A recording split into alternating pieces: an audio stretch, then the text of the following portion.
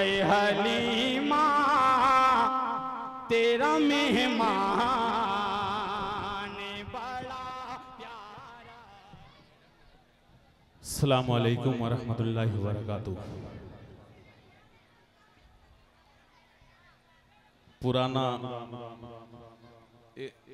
पुरानी बात, पुरानी जगह शुरू यहाँ से कि खुदा बंदा शमीम भाई, खुदा बंदा मैं तेरे नाम से आगाज करता हूँ, खुदा बंदा मैं तेरे नाम से आगाज करता हूँ, तेरा बंदा हूँ, तेरी रहमतों पे नाज करता हूँ, फ़कत तेरी मदद और इस्तिआनत के भरोसे पर मुझे उड़ना नहीं आता मगर परवाज़ करता हूँ।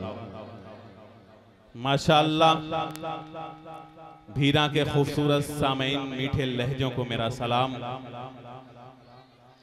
आइए सबसे पहले हम उस खालिक अर्ज़ो समा मालिक जिन्न इंस का शुक्रिया अदा करते हैं कि जिसने आज हमें भीरा की सरजमीन पर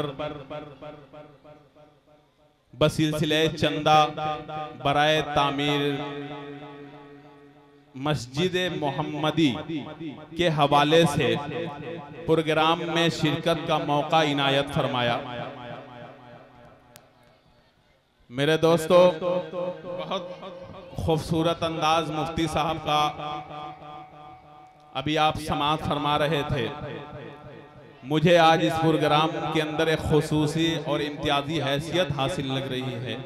वो इसलिए मेरे दोस्तों की सदारत तहजीबों के इश्तराक के बुलंद फसील पर जलता हुआ सबसे रोशन चिराग की रोशनी हजरत मौलाना जावेद अख्तर साहब कासमी हिरवी शेखुल हदीस जामिया मिसबाहुल उलूम गोपागंज के हवाले से हो रही थी और वहीं पर बहुत ही खूबसूरत क़ियादतो सरपरस्ती आली मर्तबत मौलाना अजीजुर रहमान साहब कासमी, मौलाना इब्राहिम साहब कासमी फरमा रहे हैं। दोस्तों, बस आपसे मैं यही कहूँगा कि आज वीरा के अंदर हम सब एक मकसद के लिए आए हुए हैं। अल्लाह से दुआ करें कि अल्लाह उस मकसद में हमें पूरी कामयाबी अता फरमाए।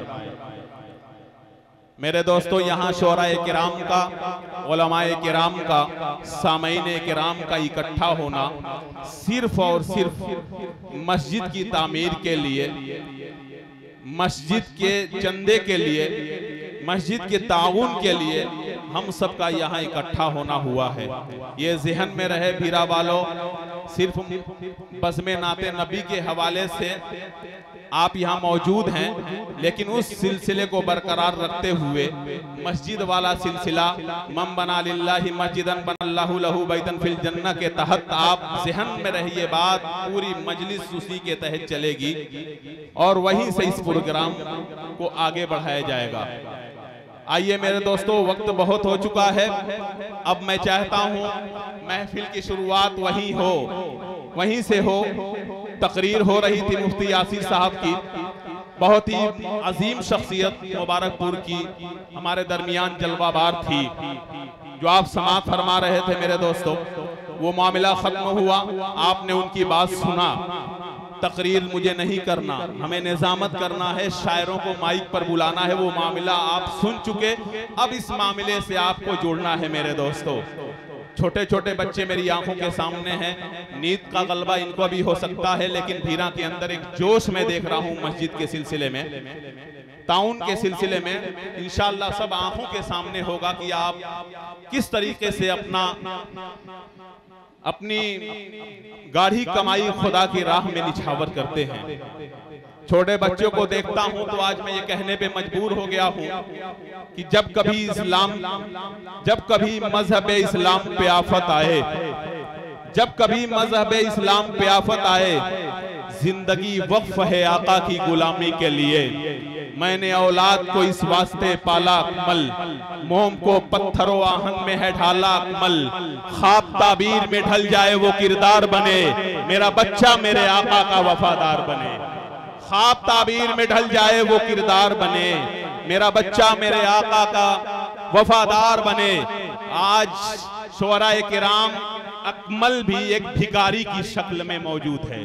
कौन सा भिखारी?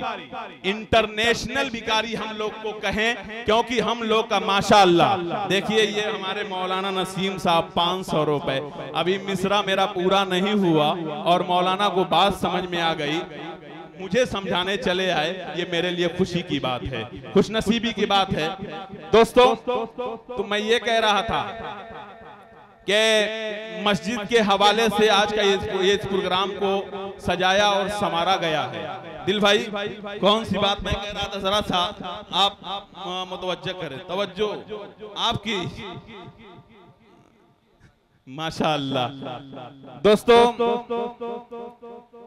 भिखारी, इंटरनेशनल भिखारी मस्जिद के हवाले से, मस्जिद से हम लोगों की निस्बत जुड़ी, हम लोग अजीम बन गए। लेकिन मेरे दोस्तों, आपको बता दें कि भिखारियों से बचना भी है।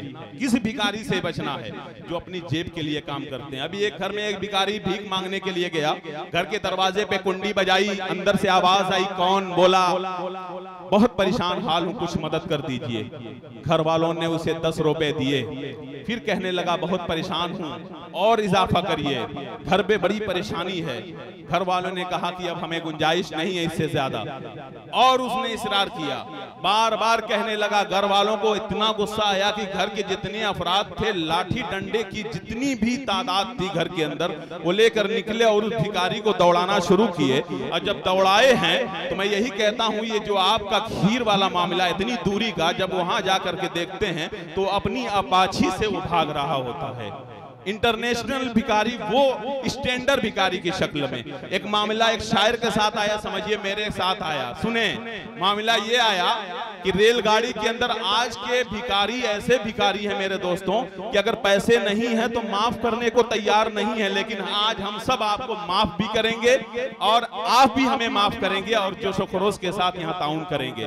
क्या मामला आया रेल के अंदर कि रेल के सफर में एक मुसाफिर भी चढ़ा। सुने, रेल के सफर में एक भिखारी भी चढ़ा, सब किसी से मांगता वो पास मेरे आ गया। धीरे से उसने कहा मुझ पे करम कीजिए, खाना जाके खा सकूं, बस 20 रुपए दीजिए। मैंने उससे कहा, मैं इत्तेफाकन मैं वहां उस वक्त खाली जेब था, मैं इत्तेफाकन मैं वहां उस वक्त खाली जेब था। धीरे से मैंने कहा कि माफ कर दो, तुम जरा माफ कर दो। सुनते ही वो इस कदर झल्ला गया, बड़बड़ाता हुआ वो पास मेरे आ गया, कहा कि माफ करते करते बर्बाद होके रह गया, ठीक से मैं जोड़ दूं तो लाखों का घाटा हुआ।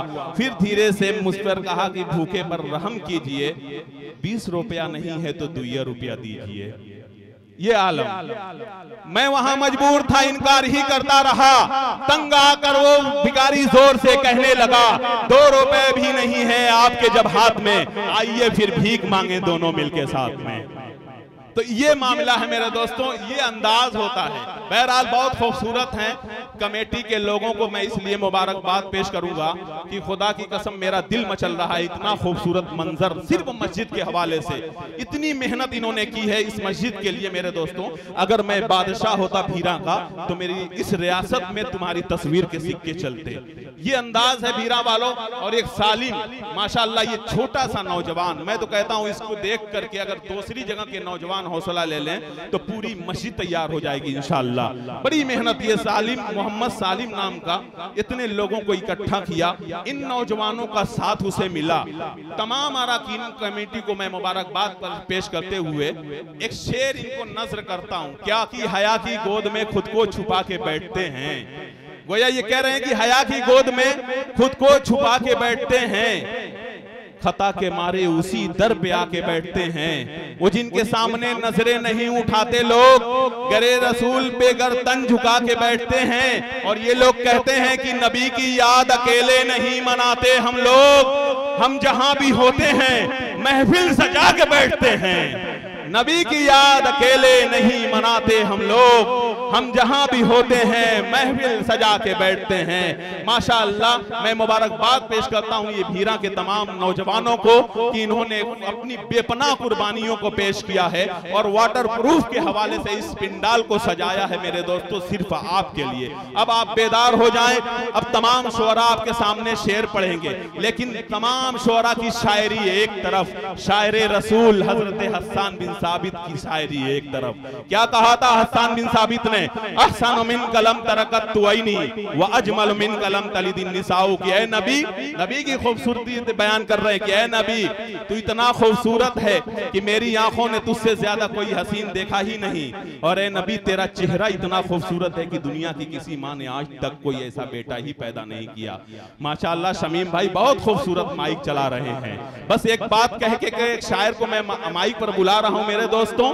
जाबिर इब्ने समरा, बरसात का महीना है, दिल खैराबादी साहब, फारूक दिलकश साहब, जाहिद जहाना गंजवी साहब, इंतखाब आलम साहब। बरसात का महीना है, मिट्टी का आलम क्या है समझ रहे होंगे कि मस्जिद नबवी की कच्ची जमीन है। जाबिर इब्ने समरा अल्लाह के नबी को तलाश कर रहे हैं। सुने, कहते हैं कहीं नहीं मिले।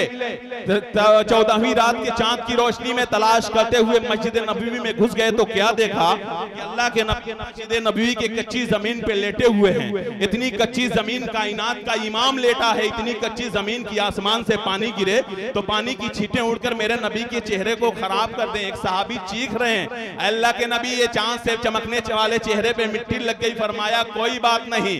जाबिर इब्ने समरा ने अल्लाह के नबी को देखा, अल्लाह के नबी उठ के बैठ गए, फिर अपना चेहरा आसमान की तरफ डाला और 14वीं रात के चांद को देखा, फिर अल्लाह के नबी के चेहरे को देखा, फिर 14वीं रात के चांद को देखा, फिर अल्लाह के नबी के चेहरे को देखा। हजरत जाबिर बार बार, एक बार नबी का चेहरा देखते, एक बार 14वीं रात के चांद को देखते। अल्लाह के नबी ने कहा, है जाबिर ये क्या मामला है? कहा अल्लाह के नबी आज मैं ये मुआसिना कर रहा हूँ, आज मैं ये टैली कर रहा हूँ, आज मैं ये मिला रहा हूँ। ये चांद ज्यादा खूबसूरत है या मेरे नबी का हसीन चेहरा ज्यादा खूबसूरत है? कहते हैं सुभान अल्लाह। नबी की मोहब्बत में बोल दे मुचल के सुभान अल्लाह।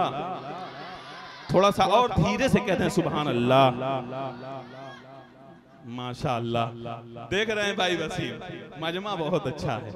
कहा अल्लाह के नबी मुस्कुराए, कौन ज्यादा हसीन? अगर कोई तुमसे सवाल करे तो क्या जवाब दोगे जाबिर? कहा अल्लाह के नबी अगर आज कोई मुझसे ये सवाल कर ले कि चांद ज्यादा खूबसूरत है या तेरे नबी का हसीन चेहरा ज्यादा खूबसूरत है, क्या जवाब दोगे? कहा अल्लाह के नबी मैं उसको जवाब दूंगा कि इस चांद को भी हुस्न और रोशनी मिली है तो मेरे आका के चेहरे से मिली है, मेरे हबीब के चेहरे से मिली है। तर्जमानी यूं कि उनके दरबार मुकद्दस का ये रुतबा देखा, उनके दरबार मुकद्दस का ये रुतबा देखा। अरे दर पे देते हुए जिब्रील को पहरा देखा। चांदनी रात थी कहते थे जनाबे जाबिर, ऐ नबी चांद से ज्यादा हसीन आपका चेहरा देखा। चांदनी रात थी कहते थे जनाबे जाबिर, ऐ नबी चांद से ज्यादा हसीन आपका चेहरा देखा। लेकिन जब मैं पीछे मुड़ता हूं तो मुझे बहुत डर लगती है। बहुत मजबूत शख्सियत बारूद खैराबादी, इनकी ससुराल है। ससुराल में अगर एक शेर मैं नजर करूं, इससे अच्छी जगह मुझे नहीं मिलेगी नजर करने को। दिल भाई थोड़ा सा तंज है, मजा है। हाँ नहीं, नजर नहीं लगेगी इंशाल्लाह। बारूद भाई जो है हमारे सामने हैं, उनकी ससुराल में अगर शेर, एक शेर पढ़ता हूँ, थोड़ा सा तंज है, मजा है, सब चलता है ताकि आप शगुफ्ता हो जाए कि मोहब्बत में तो हर बीवी गजल का शेर लगती है। बात दूसरी नहीं है, सुनेंगे। मोहब्बत में तो हर बीवी गजल का शेर लगती है, खफा हो जाए तो बारूद का एक ढेर लगती है। मोहब्बत में तो हर बीवी गजल का शेर लगती है, खफा हो जाए तो बारूद का एक ढेर लगती है। मगर शौहर को गुस्सा इसलिए जल्दी नहीं आता, मगर बारूद को गुस्सा इसलिए जल्दी नहीं आता, बड़ा बर्तन गर्म होने में थोड़ा देर लगती है। माशाल्लाह ये बारूद भाई देखिए, ये आप समझ रहे हैं आपके कितने अजीम रिश्तेदार की हैसियत से यहाँ मौजूद है। माशाल्लाह ये नवाजते रहेंगे। हाँ, पूरे महफिल के अंदर ये बेदार रहते हैं।